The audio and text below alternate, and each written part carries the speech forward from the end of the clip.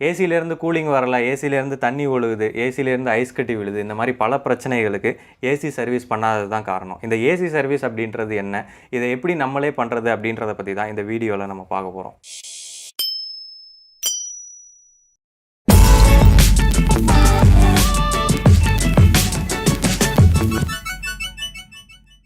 இப்போ நம்ம பண்ண போகிறது ஏசியோட மெயின்டெனன்ஸ். இந்த மெயின்டெனன்ஸை பண்ணுறதுக்கு நமக்கு ஸ்பெஷலான டெக்னீஷியன்ஸ் தேவை கிடையாது. நம்ம வீட்டில் நம்ம ஃப்ரீ டைமில் நம்மளே வந்து இதை பண்ணலாம். ஸோ இதை பண்ணுறதுக்கு ஃபஸ்ட்டு எல்லா ஏசிலையும் ஃப்ரண்ட்டில் டோர் ஓப்பன் பண்ணுற மாதிரி கொடுத்துருப்பாங்க. இந்த டோரை நம்ம 2 கையை வச்சு இழுக்கும்போது அது ஓப்பன் ஆகிடும். ஸோ இது ஓப்பன் ஆகிட்டதுக்கப்புறமா மேலே நல்லா பிடிச்சி தள்ளி விட்டோம்னா இது மேலே போயிட்டு லாக் ஆகிக்கும். இங்கே ஓப்பன் பண்ணதுமே பார்க்க முடியும், இங்கே ஃபுல்லாக தூசியாக இருக்குது, எல்லா பக்கமும் டஸ்ட்டாக இருக்குது. பொதுவாக எலக்ட்ரானிக் இல்லை எலக்ட்ரிக்கல் எக்யூப்மெண்ட்டுக்கு இந்த மெயின்டெனன்ஸ் அப்படின்றது தேவைப்படாது. ஒரு தடவை நம்ம இன்ஸ்டால் பண்ணிட்டோம்னா அது கண்டினியூஸாக ரன் ஆகிட்டே இருக்கும், ஃபேனு லைட்டு அந்த மாதிரி. ஆனால் இந்த மாதிரி ஏசிக்கு எதுக்கு மெயின்டெனன்ஸ் தேவைப்படுது அப்படின்னு சொல்லி நம்ம ஃபஸ்ட்டு பார்த்துடலாம். இப்போது அந்த ஏசியோட வேலை என்னென்னா, அந்த ரூமில் உள்ள வெக்கை எல்லாத்தையும் ரிமூவ் பண்ணுறது தான் இதோட வேலை.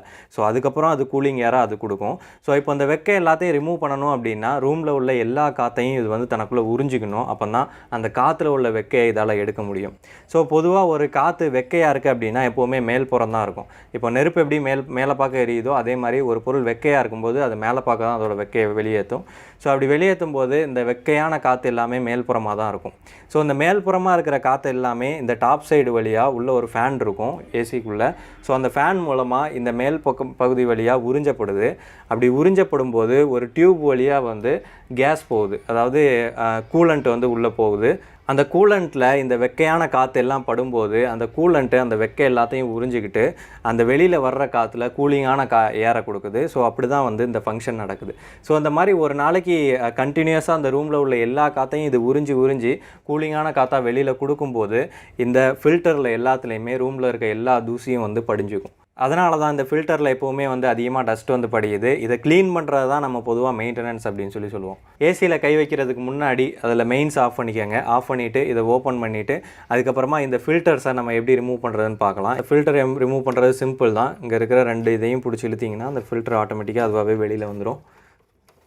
ஸோ இந்த ஃபில்டரை ப்ராப்பராக உள்ளே போடுறதுக்காக உள்ளே வந்து ரூட்டிங் கொடுத்துருப்பாங்க. ஸோ அந்த நம்ம ரிட்டன் போடும்போதும் அந்த ரூட்டிங் வழியாக ஈஸியாக போட்டுடலாம். இந்த ஃபில்டர் பார்த்திங்கன்னா தெரியும், ஃபுல்லாகவே வந்து டஸ்ட்டாக இருக்குது. இந்த டஸ்ட்டு ரொம்ப நாளாக படிஞ்சிட்டு இருந்தது அப்படின்னா இங்கே உள்ளே இருக்குது இல்லையா அந்த கூலிங் டியூபு, அந்த டியூப்லேயும் வந்து டஸ்ட்டு படிய ஆரம்பிக்கும். அதே மாதிரி இங்கே இருக்கிற அந்த கூலிங் ஃப்ரேம்ஸ்லேயும் வந்து இந்த டஸ்ட்டு ஃபுல்லாக படியும். ஸோ அந்த மாதிரி ரொம்ப நாளாக நம்ம ஏசியை சர்வீஸ் பண்ணல அப்படின்னா இந்த இடம் ஃபுல்லாகவே வந்து டஸ்ட்டால் கவர் ஆயிரும். ஸோ அந்த மாதிரி ஃபுல்லாக கவர் ஆகிடுச்சு அப்படின்ற பட்சத்தில் நம்ம ஏசி டெக்னீஷியனை தான் கூப்பிட்டு அந்த ப்ராப்பராக ஸ்ப்ரே பண்ணி ஃபுல்லாத்தையும் க்ளீன் பண்ணுவாங்க. நம்ம ரெகுலராக சர்வீஸ் பண்ணோம் அப்படின்னா நமக்கு அந்த பிரச்சனையே வராது, உள்ளே வந்து டஸ்ட்டு படியாது. ஸோ நான் ரெகுலராக பண்ணுறதுனால இங்கே உள்ளே பார்க்க முடியும், அந்தளவு எதுவும் டஸ்ட் இல்லை, லைட்டாக இங்கே எங்கே தான் இருக்குது. எல்லோரும் பண்ணுற தப்பு என்னென்னா இந்த ஃபில்டரை நேராக போய் தண்ணியில் நினச்சிருவாங்க. அப்படி நினச்சதுமே இந்த தூசி எல்லாமே வந்து தண்ணியை உறிஞ்சிக்கும்.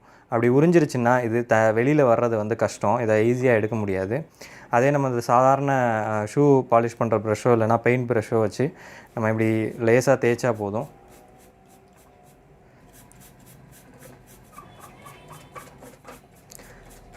அந்த தூசியெல்லாம் ட்ரையாக இருக்கிறதுனால எல்லாமே வந்து உதிர்ந்து கீழே வந்துடும். இங்கே பார்த்தீங்கன்னா தெரியும், வெறும் ப்ரஷ்ஷை வச்சு தான் நான் க்ளீன் பண்ணேன். எல்லாமே வந்து வெளியில் வந்துச்சு, தண்ணி தேவையே இல்லை. அதே மாதிரி நம்ம எல்லாத்தையும் க்ளீன் பண்ணிக்கலாம்.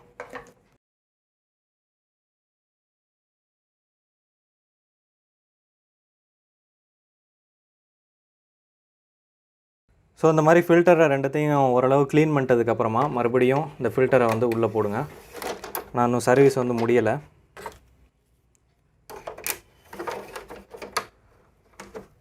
இதை போட்டுட்டதுக்கப்புறமா மேலே அந்த ஃப்ரேமில் எல்லாத்துலேயும் தூசி இருக்கு இல்லையா, அந்த ஃப்ரேம் எல்லாத்தையும் க்ளீன் பண்ணுங்கள். நம்ம அந்த ஃபில்டரை போடாமல் நம்ம க்ளீன் பண்ணோம் அப்படின்னா அந்த ஃப்ரேமில் உள்ள தூசி எல்லாம் உள்ளே போய் அடைச்சிக்கும். ஸோ அதனால் இந்த ஃபில்டரை மறுபடியும் போட்டு மேலே ஃப்ரேமில் உள்ள எல்லாத்தையும் க்ளீன் பண்ணணும்.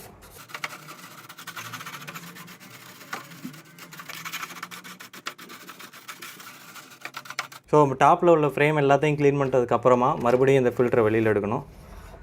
ஸோ வெளியில் எடுத்தோம் அப்படின்னா இந்த டாப்பில் உள்ள குப்பையெல்லாம் சேர்ந்து இந்த ஃபில்டரோடு சேர்ந்து வெளியில் வந்துடும். ஸோ மறுபடியும் இந்த ஃபில்டரை ப்ரஷ்ஷை வச்சு க்ளீன் பண்ணிட்டு இதை தண்ணியில் வேணும்னா நம்ம தண்ணியில் வச்சு ஃபுல்லாத்தையும் க்ளீன் பண்ணிடலாம். சரி, இப்போ உள்பக்கம் வருவோம். உள்பக்கம் இந்த பைப்புக்கு மேலே இந்த அரைவாக கொடுத்துருக்காங்க அலுமினியமில். இது வந்து ப்ராப்பராக ஹீட்ஸை அப்சர்வ் பண்ணணும் அப்படின்றதுக்காக கொடுத்துருக்காங்க. இதில் எல்லாத்துலேயும் தூசி வந்து இருக்கும். அதாவது நம்ம ரொம்ப நாள் க்ளீன் பண்ணல அப்படின்னா இதுலேயும் கொஞ்சம் தூசி இருக்கும். ஸோ அதை நார்மலாக அந்த மாதிரி ஒரு ப்ரஷ்ஷை வச்சு நம்ம க்ளீன் பண்ணிக்கலாம். நிறைய பேர் டெக்னீஷியன்ஸ் கூட அந்த பல்லு தேய்க்கிற ப்ரஷ்ஷை வச்சு க்ளீன் பண்ணுவாங்க. அப்படி பண்ணும்போது அந்த ப்ரஷ் எந்தளவு டீப்பாக போகுது அப்படின்றது வந்து நமக்கு தெரியாது. ஸோ அதனால் இந்த ஃப்ரேம் ஃபுல்லாக டேமேஜ் ஆயிரும், இந்த அரை ஃபுல்லாக டேமேஜ் ஆயிரும். இங்கே பார்த்தா தெரியும். இது லாஸ்ட் டைம் நான் வந்து கூப்பிட்டு சர்வீஸ் பண்ணும்போது அவர் இந்த இடத்த ஃபுல்லாதையும் இப்படி டேமேஜ் பண்ணிட்டார். ஸோ இந்த மாதிரி இந்த அரே வந்து ப்ராப்பராக இல்லை அப்படின்னா நமக்கு கூலிங்கும் வந்து ப்ராப்பராக கிடைக்காது. ஸோ அதனால் ஒரு நல்ல லெங்க்த்தாக இருக்கக்கூடிய பெயிண்ட் ப்ரஷ்ஷோ இல்லைன்னா அந்த மாதிரி ஷூ பாலிஷ் பண்ணுற ப்ரஷ்ஷோ வச்சு நம்ம இந்த மாதிரி இடத்தெல்லாம் க்ளீன் பண்ணிக்கலாம். ஆனால் இந்த இடத்துல வந்து நம்ம தண்ணியை வச்சு க்ளீன் பண்ணக்கூடாது. ஏன் அப்படின்னா தெரிஞ்ச டெக்னீஷியன்னா அந்த ஃப்ரேமை கழட்டிட்டு எலக்ட்ரானிக் பிசிபிஸில் எதுவும் தண்ணி படாமல் வந்து க்ளீன் பண்ணுவாங்க. நமக்கு வந்து நம்ம தண்ணி வச்சு பண்ணும்போது எதுனா எலக்ட்ரானிக் பிசிபிலேயோ இல்லைனா பவர்லேயோ பட்டுருச்சு அப்படின்னா நம்ம மெயின் ஆன் பண்ணும்போது அது வந்து ஷார்ட் சர்க்யூட்டை உருவாக்கிடும். ஸோ அதனால் நம்ம வந்து வெறும் ப்ரஷ்ஷை வச்சு தான் க்ளீன் பண்ணணும், தண்ணியை யூஸ் பண்ணக்கூடாது இதில்.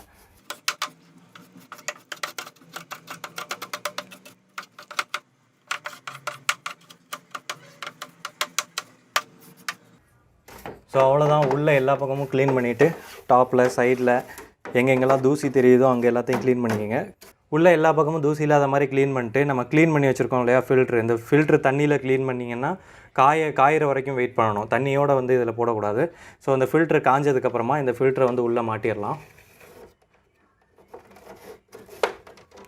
இந்த ஃபில்ட்ரு பிஞ்சிருச்சு அப்படின்னா இது புதுசாக மாற்றிக்கிட்டு அப்புறமா தான் வந்து நம்ம ஏசியை ஸ்டார்ட் பண்ணணும். ஏன்னா ஃபில்ட்ரு இல்லை அப்படின்னா தூசி எல்லாம் போய் உள்ளே அடைச்சிக்கும், ஏசி டோட்டலாக வந்து யூஸ்லெஸ்ஸாக போயிடும். ஸோ இது போட்டு முடிச்சிட்டதுக்கப்புறமா ஏசியை வந்து ஆன் பண்ணுங்கள். ஏசியை ஆன் பண்ணிவிட்டு ஏசியை பவர் ஆன் பண்ணுங்கள். பண்ணும்போது கீழே இருக்க ஃப்ளாட்ஸ் வந்து ஓப்பன் ஆகும். அப்படி ஓப்பன் ஆகிட்டதுக்கப்புறமா இந்த ஏசியை டேரெக்டாக பவர் ஆஃப் பண்ணுங்கள். பவர் ஆஃப் பண்ணிட்டீங்கன்னா அந்த ஃப்ளாட்ஸ் வந்து ஓப்பன்லேயே இருக்கும்.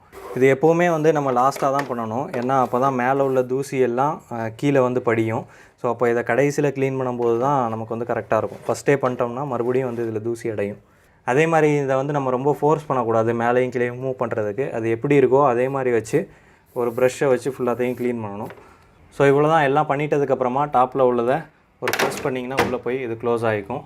அப்புறம் வெளியில் நம்ம சாதாரண ட்ரையாக ஒரு துணியை வச்சு எல்லாத்தையும் தொடச்சிட்டோம் அப்படின்னா ஏசி வந்து க்ளீன் ஆயிரும்.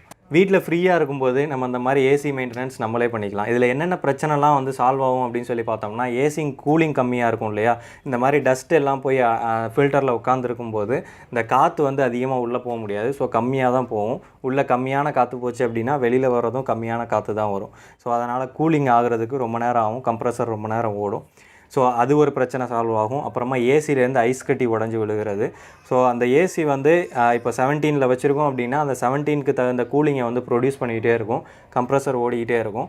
ஆனால் அதுக்கான காற்று வந்து இன்புட்டாக கிடைக்காது மேலேருந்து. ஸோ அப்படி இந்த ஃபில்டர்லாம் அடைச்சிருக்கிறதுனால காற்று இன்புட்டாக கிடைக்காது. அப்படி கிடைக்கல அப்படின்ற பட்சத்தில் இந்த கூலிங் டியூபை சுற்றி ஐஸ் ஃபார்ம் ஆகும். அந்த ஐஸு கொஞ்சம் நேரத்தில் உடஞ்சி கீழே விழுகும். இதனால தான் ஐஸ் விழுறது. அப்புறமா தண்ணி லீக் ஆகிறது. கீழே விழுகிற ஐஸ் வந்து கீழே தண்ணி போகக்கூடிய வழியை வந்து அடைச்சிரும். இப்படி அடைச்சிடுறதுனால தண்ணி போக முடியாதனால அந்த தண்ணி வந்து லீக் ஆகிக்கிட்டே இருக்கும். ஸோ இது வந்து தொடர்ந்து நடக்கும். ஒவ்வொரு தடவை ஐஸு கீழே விழுகும் போதும் அந்த பாத்தை போய் அது வந்து அடைச்சிரும். அடைச்சிச்சு அப்படின்னா தண்ணி நமக்கு ஒழிக்கிட்டே இருக்கும். அதே மாதிரி இப்படி சர்வீஸ் பண்ணுறதுனால நமக்கு எலக்ட்ரிசிட்டி பில்லுலேயும் வந்து கம்மியாகும். எதனால் அப்படின்னு சொல்லி பார்த்தோம்னா, இப்போ காற்று உள்ளே போகாமல் அடைச்சிட்டு இருந்துச்சு அப்படின்னா இந்த கம்ப்ரஸர் வந்து ரொம்ப நேரம் ஓடும். இந்த ரூமை கூல் பண்ணுறதுக்கு ரொம்ப டைம் எடுத்துக்கும்.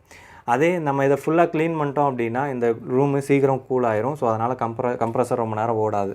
ஸோ இதனால் எலக்ட்ரிசிட்டி பில்லுலையும் சேவ் பண்ண முடியும். இவ்வளோ தான் இந்த வீடியோ. உங்கள் ஃப்ரீ டைமில் நீங்களும் வந்து ட்ரை பண்ணி பாருங்கள். இன்ஜினியரிங் ஃபேக்ட் சேனலுக்கு சப்ஸ்கிரைப் பண்ணுங்கள். தேங்க்ஸ்.